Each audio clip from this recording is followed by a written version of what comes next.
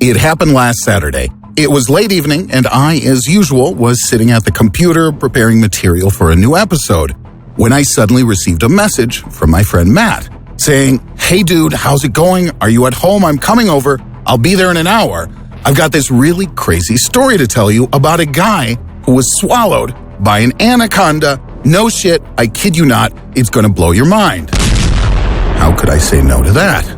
Matt is a rather colorful character and quite the raconteur. He seems to make a point of hanging out with all sorts of different freaks, weirdos, and other assorted oddballs. He always recounts to me the wildest, craziest, and most outlandish stories he gets from this bizarre assortment of human beings he counts as his friends. You have no idea the endless number of totally insane stories I've heard during my time knowing this guy Matt. And it's not as if I dislike these stories or anything, but I have to say that I really do get truly freaked out sometimes. I mean, I get goosebumps and my hair stands on end from his retelling of some of the gory and creepy details. Though fortunately, I think these stories are probably just pure fantasy. Very realistic, but still fantasy. I think so. I mean, they must be. Well, I can't say 100% one way or the other for sure. Anyway, almost all of our mutual friends believe every single word of every story he tells, and they call me a skeptic. Matt and I had a heated discussion regarding his latest story. I argued that there were several inconsistencies and uncertainties. Matt, on the other hand, vehemently argued, as usual, that everything was 100% pure, unadulterated truth. So I had an idea. Who, if not you, my dear viewers, could better judge the veracity of this tale and help us sort truth from fiction in this mystifying modern-day instant legend? And after watching the video, please give a thumbs up if you like this new format. Okay, back to the story Matt told me that night. Whether out of boredom or from an irresistible urge to revel in doing something exotic and irrational, one Mr. Richard Harris, an ordinary accountant from New York City, suddenly decides to go to South America in search of a giant anaconda. Yes, that's right, an anaconda. His friends all politely tell him his idea is pretty out there, and it is a nutso idea. To most people anyway, but not to Mr. Harris. I just can't figure out how this guy thinks it's worth it to just go traipsing off into the Amazon to get himself an anaconda. I mean, the guy's an accountant for crikey's sake, right? I'm thinking he's going to be hard-pressed to even tell the difference between, say, a computer mouse and a big-ass jungle rat, let alone a 30-foot-long snake.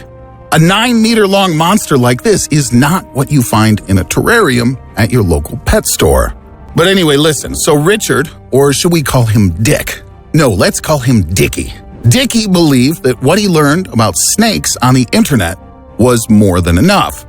So, what started this all, Dickie learned that the New York Zoological Society was offering $50,000, a pretty tidy sum, I gotta admit, for a 30-foot or 9-meter-long anaconda. So Dick immediately packs his bags and flies off to Brazil for what he thinks at that moment is going to be easy money. Dick, though, he's a numbers man, right? So he figures in that big, smart calculator brain of his that splitting the money with anyone else is a bad idea. The prospect even frightens him. He wants it all to himself. He's obviously got some kind of plans for this 50G. So he decides to do without the help of professionals, or a guide, or anyone at all who knows anything about the jungle or the river. So the dude goes in alone on an old rented boat, dreaming, I'm sure, of the stacks of cash or gold doubloons or whatever he's gonna get. Anyway, a few hours later, still puttering along in his boat on the waters of the greatest river in South America, our hero doesn't really pay much attention to the sun setting. The nearest settlement is at least 15 miles away. That's about 24 kilometers. And there's a jaguar roaring somewhere not too far away, hinting that it's probably not a good idea to approach the shore. The situation finally starts getting to Mr. Harris. He's used to a somewhat more comfortable existence.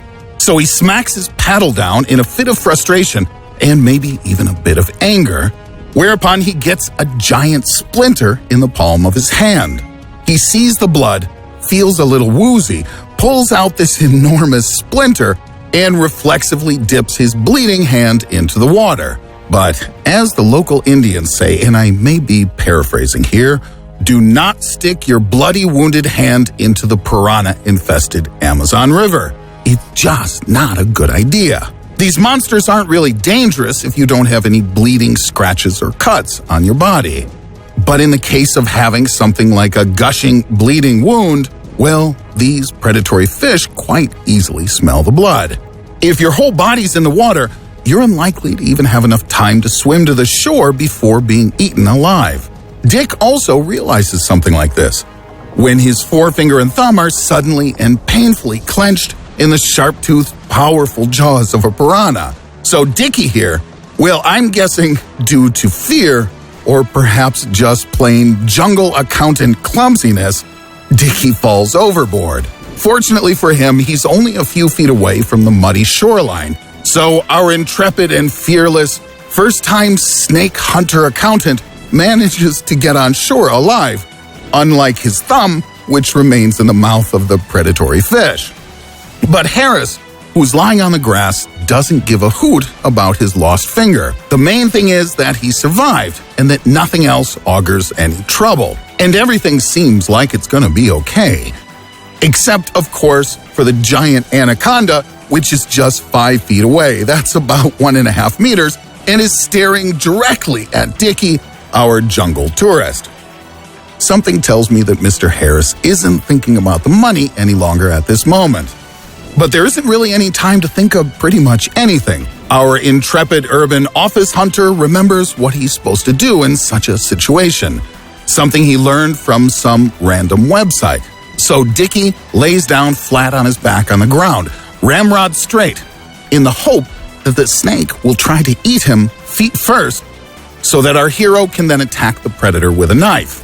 This is how the instructions on the website stated one should fight off a giant man-eating snake.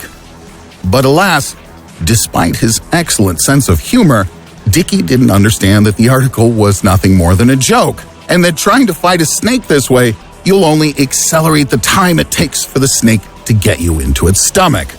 And besides, anacondas are practice killers and are not very likely to start eating a person beginning with their feet.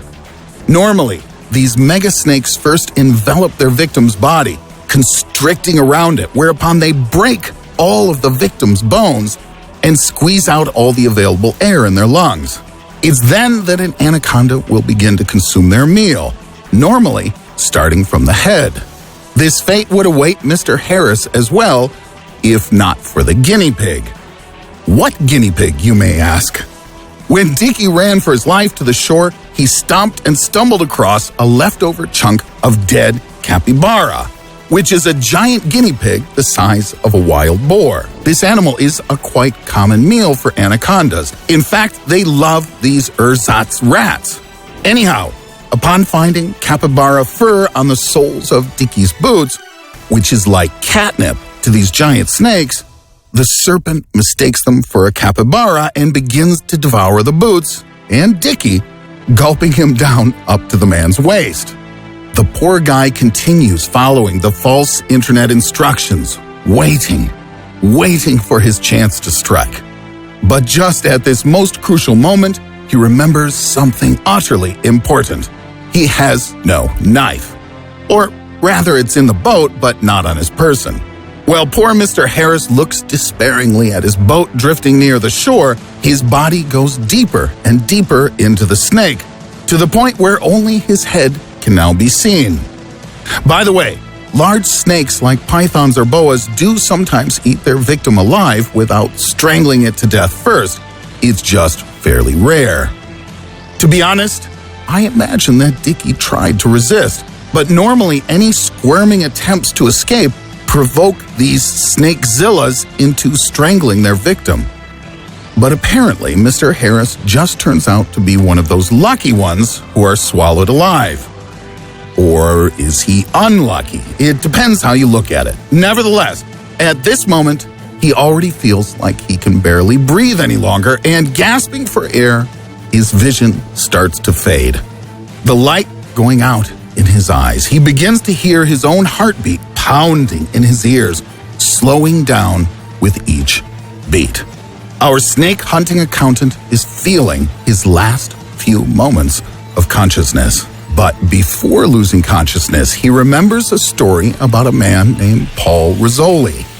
This is a man who, unlike Dick, voluntarily allowed an anaconda to swallow him.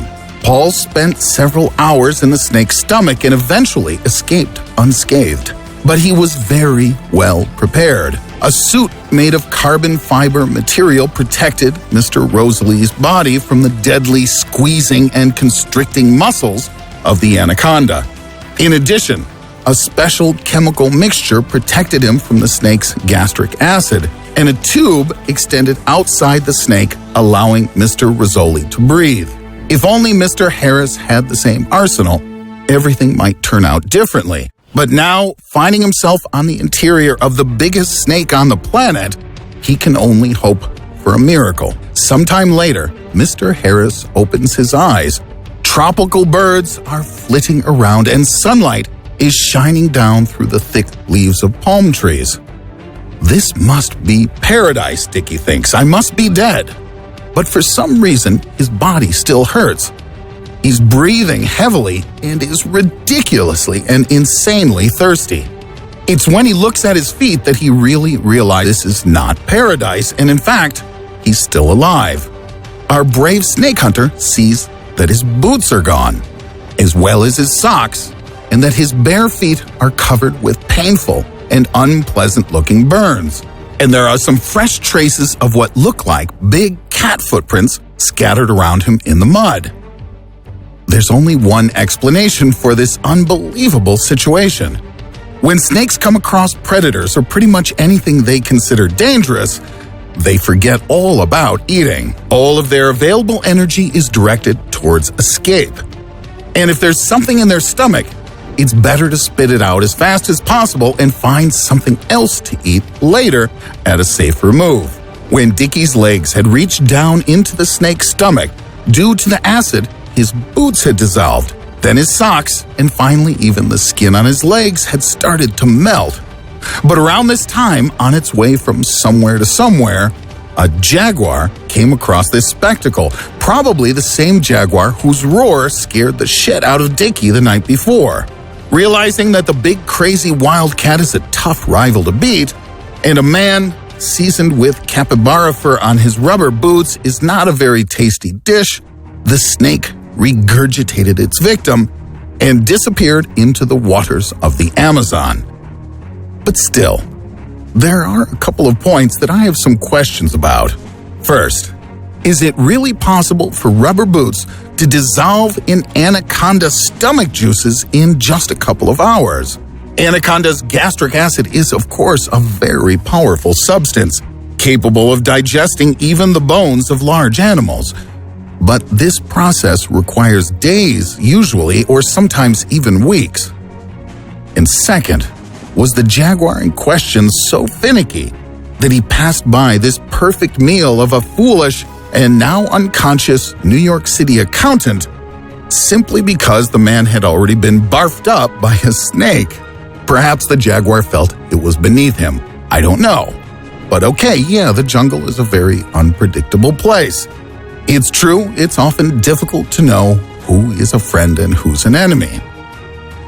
Apparently, Mr. Harris makes it back to some semblance of civilization and to a hospital, where he also learns, oddly enough, that the award from the New York Zoological Society had actually been canceled a long time before. He just hadn't bothered to look closely at the date of the article's publication. But at this point, he really doesn't care at all. After spending another couple of weeks in South America, our hero returns to New York. Without an anaconda, without any money, and minus one finger. But with better understanding of the value of his own life and immense gratitude to an unknown wild jungle jaguar, which he's unlikely to ever meet again. In the U.S., Mr. Harris continues his rehabilitation from his injuries, with his present doctor being the one who told this story to my friend Matt. The whole case itself is totally screwball. Can you imagine, though, what an experience, being swallowed alive by an anaconda and somehow managing to survive? But what's the truth here, and what is fiction? I'm curious as to your opinion. Let's consider this episode as a kind of attentiveness test. Tell us in the comments what exactly caused your suspicions as to the veracity of this story. Or if you believe it really happened, what convinced you and why? What did you think? You can show this video to your friends and maybe they can help us find an answer. 2 heads are better than 1, they say. And 3 heads certainly better than 2. I'll give you my final verdict in the next episode of this series if, of course, you liked it and you want more like this in the future. Vote, my friends. Thumbs up if you want this type of video to continue, or thumbs down if you're against it. And also, subscribe to the channel if for some unthinkable reason you haven't done so yet. And click on the bell button to always get notifications of our latest brand spanking new videos. Thanks for watching, and see you all soon.